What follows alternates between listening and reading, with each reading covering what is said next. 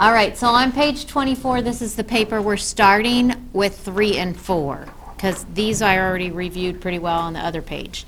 So number 3, it says x is greater than or equal to -2, but we got to put it on a coordinate grid. So if you only have an x or only have a y, then you have a what?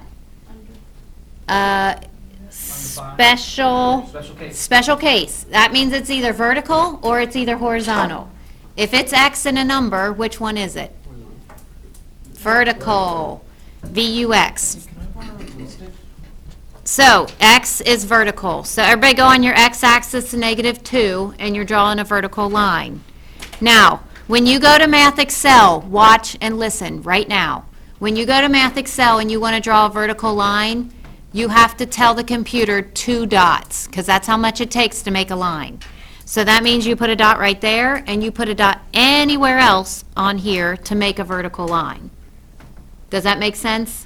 Because the computer doesn't know you want a vertical line unless you put another dot. Okay, is it going to be dotted or solid? Solid. Same rules apply. Okay, so now x is greater than or equal to, which way you think you shade, left or right? X is greater than or equal to? Right. Yeah, don't x's get bigger this way? Yeah, so it's going to be anything over there works. So that one's going to be a special case. On Math Excel, you will have like a little bucket that looks like this, and it's dripping out paint. That's what you use to shade. All you have to do is click the bucket tool, and then you click here or here, and it shades. It's really pretty. It shades the whole thing for you, and it's all lined up. So you'll enjoy it if you're not one of those nice and neat people. All right, number 4. This one, I gave you the inequality. You got to write the I gave you the graph. You got to write the inequality. So think back to your blue sheet. Writing equations of lines. Do you have a slope here? No. Yes.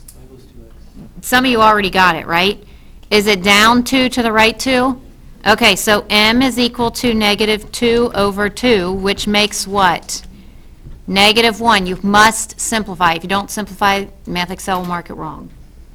Okay, do you have a y-intercept? Yep. Yes, what is it? 2. 2. Your b is equal to 2. So here's what we're filling in. Y, am I going to put equal to? No, just leave a blank right now for that thing, because it has to be one of your symbols for inequalities. mx plus b, so what are you going to write? -1x plus 2. Very good. That will get you credit, or you can put -x. Now, what goes in the pink box here? Which way did they shade?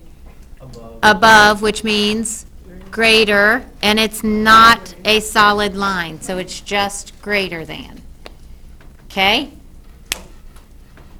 All right, the very last thing that I think you can go if you have to go. But there's one more that I just want to make sure, if you guys tell me you understand, then we won't do the whole process. What if I ask you, is 1, 2 a solution to y is greater than x minus 2?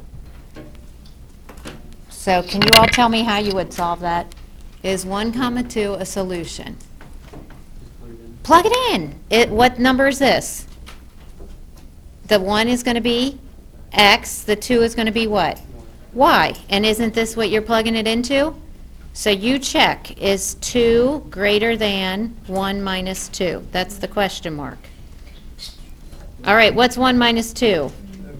-1. So is that a solution? Yes, because you have a true statement at the end.